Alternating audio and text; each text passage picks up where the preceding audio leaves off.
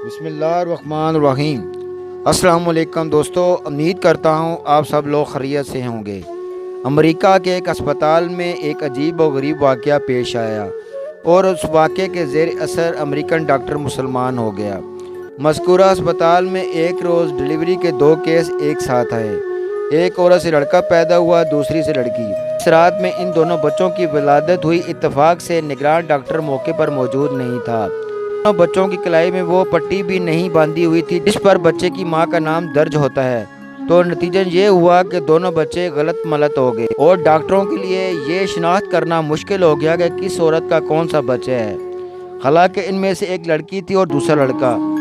ولادت کی نگرانی کرنے والے ڈاکٹروں کی ٹیم میں ایک مسلمان مصری ڈاکٹر تھا جس کو اپنے فن میں بڑی مہارت حاصل تھی اور امریکن ڈاکٹروں نے اس کی بڑی اچھی شناسائی تھی اور اپنے اسٹاف کے ایک امریکن ڈاکٹر سے گہری دوستی تھی۔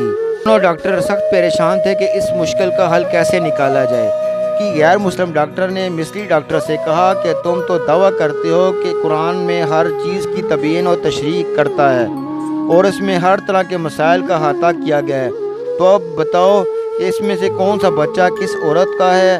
مصری ڈاکٹر نے کہا، ہاں، قرآن حکیم بے شک ہر معاملے میں نص ہے اور میں آپ کو ثابت کر کے دکھاؤں گا، مگر مجھے ذرا موقع دیجیے، میں خود پہلے اس معاملے میں اطمینان حاصل کر لوں۔ مصری ڈاکٹر نے باقاعدہ اس مقصد کے لیے مصر کا سفر کیا اور جامعہ ازہر کے بعض شیوخ سے اس مسئلے میں استفسار کیا اور امریکن ڈاکٹر کے ساتھ کی گئی بات چیت کی روایات بھی پیش کی۔ ازہری عالم نے جواب دیا کہ مجھے طبی معاملات و مسائل میں ادراک حاصل نہیں، البتہ میں قرآن کی ایک آیت پڑھتا ہوں، آپ اس پر غور کریں، اللہ تعالیٰ نے چاہا تو آپ کو اس مسئلے کا حل اس میں مل جائے گا۔ چنانچہ اس عالم نے درجہ ذیل آیات پڑھ کر سنائی۔ ترجمہ: مرد کا حصہ 2 عورتوں کے برابر ہے۔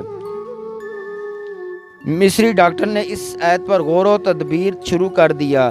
مصری ڈاکٹر نے اس بات پر غور شروع کر دیا اور گہرائی میں جانے کے بعد مشکل کا حل بالآخر مل ہی گیا۔ چنانچہ وہ لوٹ کر امریکہ آیا اور اپنے دوست ڈاکٹر کو اطمینان بھرے لہجے میں بتایا کہ قرآن نے ثابت کر دیا ہے کہ ان دونوں میں سے کون سا بچہ کس ماں کا ہے۔ امریکی ڈاکٹر نے بڑی حیرت سے پوچھا کہ یہ کس طرح ممکن ہے؟ مصری ڈاکٹر نے کہا کہ ہمیں ان دونوں عورتوں کا دودھ ٹیسٹ کرنے کا موقع دیجیے تو اس معاملے کا حل معلوم ہو جائے گا۔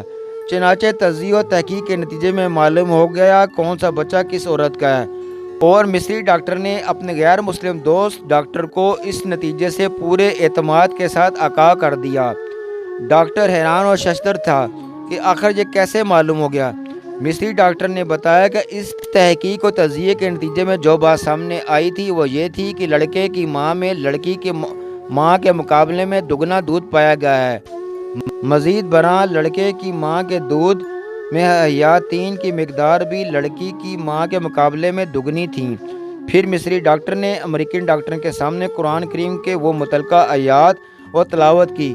مرد کا حصہ 2 عورتوں کے برابر ہے، جس کے ذریعے اس نے اس مشکل کا حل تلاش کیا۔ چنانچہ وہ امریکی ڈاکٹر فوراً ایمان لے آیا اور کلمہ پڑھ لیا۔ ایسا ہی ایک واقعہ حضرت علی مرتضیٰ رضی اللہ تعالیٰ کے زمانے میں پیش آیا تھا۔ 1400 سال پہلے اسلام نے اس طرح کے پیچیدہ مسائل کو لمحوں میں کس طرح حل کیا تھا، اس مقصد کے لیے وہ واقعہ یوں پیش کیا جا رہا ہے۔ آپ رضی اللہ تعالیٰ عنہ کے زمانہ خلافت میں 2 عورتوں کی ایک جگہ اور ایک ہی رات میں زچگی ہوئی۔ ایک لڑکا اور دوسری لڑکی تھی۔ لڑکی والی نے اپنے لڑکے کو لڑکے والے کے جھولے میں ڈال کر لڑکے کو لے لیا۔